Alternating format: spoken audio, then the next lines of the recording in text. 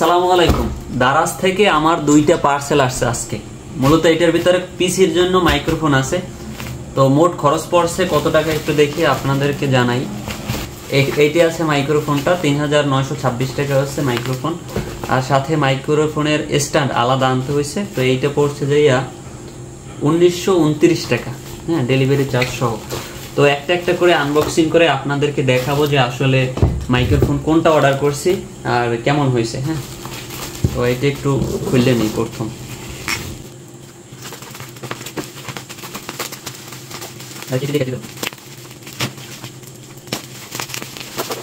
তো এইটা হচ্ছে মাইক্রোফোন। একটু খুলি, আর একটু খুললে একেবারে দেখাই।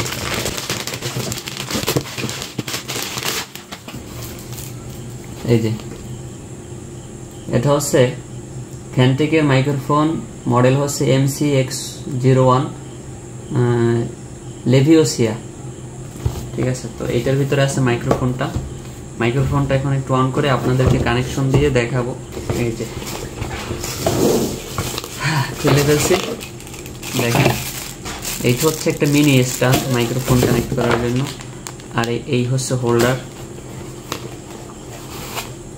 এইটা হচ্ছে ফোমটা, মাইক্রোফোনের যে ফোমটা থাকে, এটা হচ্ছে সেই ফোমটা। দেন এই হচ্ছে মাইক্রোফোন, এইটা হচ্ছে মাইক্রোফোনটা। তো কানেক্ট করে দেখাবো যে আসলে এটা কিরকম।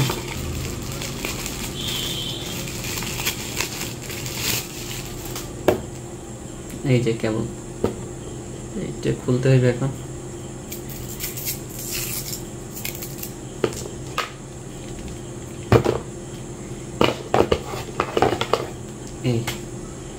এখন মাইক্রোফোনের সাথে কানেক্ট করতে হইবে। আগে হোল্ডারটা আমি ঠিক করি, হ্যাঁ, স্ট্যান্ড এইটা দেখতে হইবে। এগুলো একটু সরাই রেখে পাশের দিকে।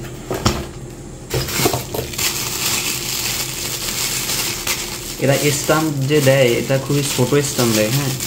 মূলত স্ট্যান্ডটা আর একটু বড় দিলে ভালো হইতো। এই যে স্ট্যান্ড হচ্ছে যে স্ট্যান্ড খোলে পাশের দিকে, এটা তো বোঝা হয়ে গেছে আমার, গ্যাসের চুলার মতো। তো এইটা মনে হয় একটু বড় হইবে, কোনো সিস্টেম আছে মনে হয়। একটু এটা ঢিল দিতে হইবে, দেন এইটা এতটুকু বড় হইবে। স্ট্যান্ড খুবই ছোট, যদি এইটা ট্রাইপডের মতো বড় করা যেত ভালো লাগতো, ঠিক আছে। তো এইটা স্ট্যান্ড তো এরকম ভাবে দাঁড় করানো তো অনেক ঝামেলা দেখতেছি।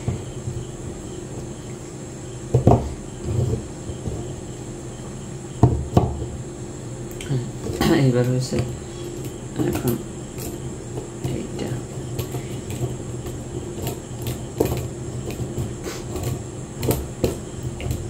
স্ট্যান্ড হয়েছে কি ভাই, এখানে চাপ পড়লেই ই হয়ে যাবে।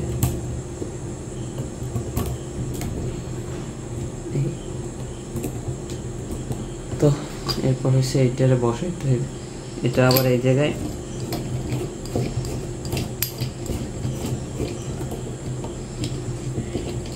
মোড়াই লাগান, হ্যাঁ।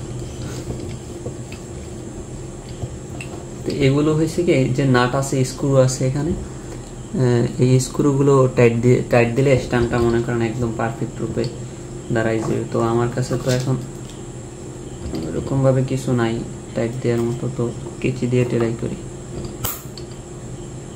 কেসির ১২টা বেজে যাবে, ঠিক আছে। আপাতত যেরকম আছে ওই রকম দেখানোর চেষ্টা করি। এই মাইক্রোফোনটা এখন কেবলটা নিয়ে কেবলটা কানেক্ট করি।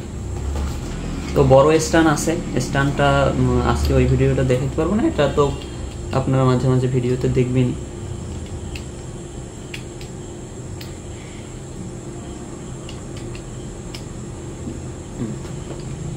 এই হয়েছে দেয়া আমাদের মাইক্রোফোন। দেন পিসির সাথে কানেক্ট দিতে হবে ইউএসবি পোর্ট। তো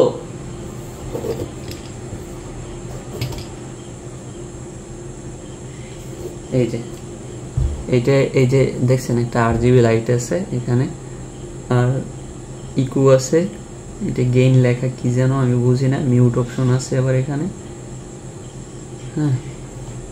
তো এখন দেখি এটা কিভাবে কাজ করে। কাজ করার এখন কোনো সফটওয়্যার ইনস্টল করতে হবে কিনা বা ইত্যাদি ইত্যাদি এগুলো এখনো ধারণা নেই। তো ফোনটা একটু কাছে নিয়ে আমি পিসিতে সুইচ করার পর এই জায়গায় ভয়েস দিতে পারি কিনা।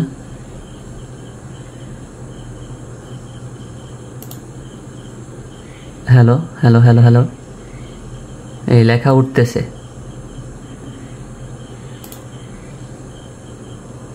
হাই,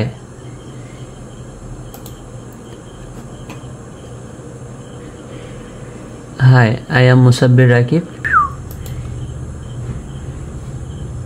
তো মাইক্রোফোন কাজ করতেছে।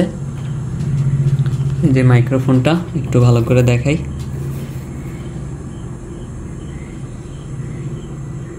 দেখছেন সুন্দর না?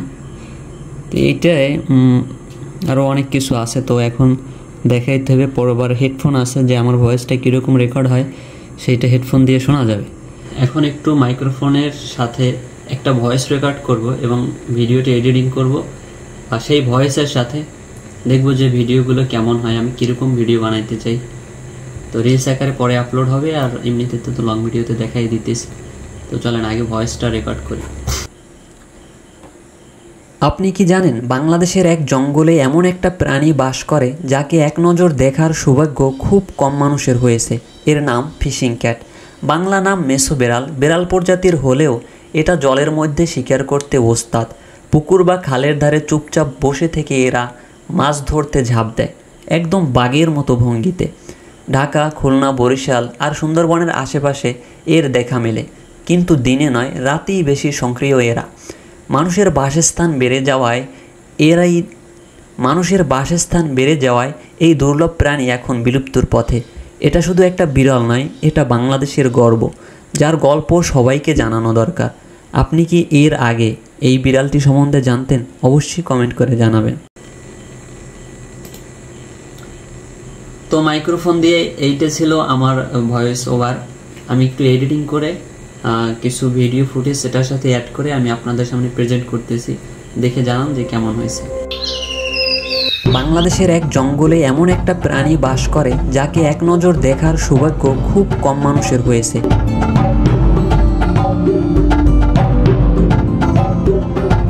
এর নাম ফিশিং ক্যাট, বাংলা নাম মেছো বেড়াল। বেড়াল প্রজাতির হলেও এটা জলের মধ্যে শিকার করতে ওস্তাদ। পুকুর বা খালের ধারে চুপচাপ বসে থেকে এরা মাছ ধরতে ঝাঁপ দেয়, একদম বাঘের মতো ভঙ্গিতে।